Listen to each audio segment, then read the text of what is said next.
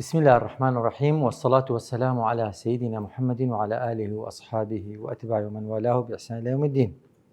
دەبێ ئەو شعورێ لە ناو ناخی هەرێکێکتان دروست ببیتن. میهرەبانی هەمووانە لە بۆ هەمووانە. میهرەبانی بە ئامانجی بزنس دروست نەکرایە. میهرەبانی بە ئامانجی خزمەت خێرخۆشی دروست کرایە. لەو خەستەخانەیەی 2802 یەتیم بیمەی تەندروستی هەیە. لێرکوانە هەموو بەشەکانی خەستەخانەی یەک پاکێجە.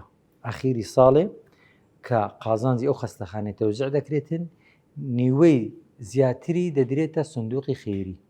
ئەو خەستەخانەی کە دەیبینن کەمتر لە 130 خەڵکیتکە مشارکە جگە لە مؤسسینەکان.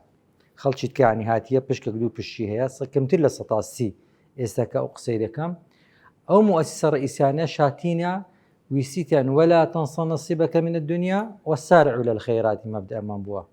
دنیای لە بیر نەکەی لە بۆ ئیشی خێرێ غار بدەی.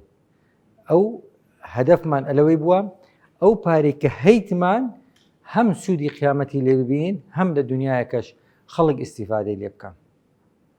نقطەی زۆر مهم هەیە لەسەر زەوی پێویستە هەمومان بیزانین چێ گۆتیتی بخینن، چێ ئەمری لەسەرکردینە بخینین. اقرأ چێ گۆتیتی اقرأ، چێ گۆتیتی نون والقلم، چێ گۆتیتی قل هل يستوي الذين يعلمون والذين لا يعلمون. چێ ئەمری کردیە؟ ئامر چێ بووە؟ خوا ئەمری کردیە جەلە جەلالو. خوا ئەمری کردیە بخینین. ئەمری لەسەر چێ کردیە؟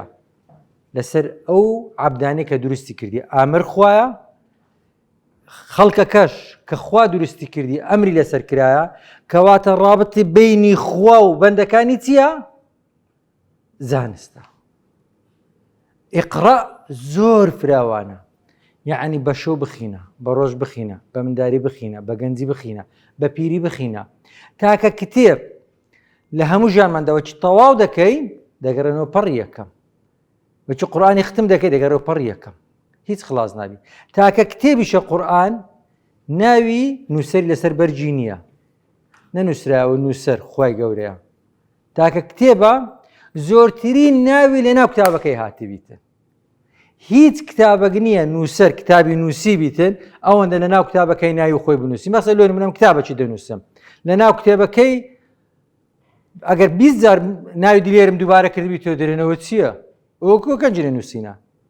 بەڵام تەماشاکەن خوای گەورە لە ناوی خۆی چەند لە ناو کتابەکەی دووبارە کردیتەوە.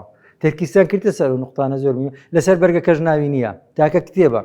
تاکە کتێبە وەچی هەمومان وەچی مەراحیلەکان دەبڕین. ئەم لە بیرمە وەچی گرنگترین مەرحەلە چ بوو؟ کە بوومە ئیخسائی. باوەڕکە کە بوومە ئیخسائی محاضرات و کتاب و ئەوانە بە کەلک بوو. دامە دکتۆرە چی؟ دامە دکتۆر سەعدی نزیکەی 23 کتاب بوو.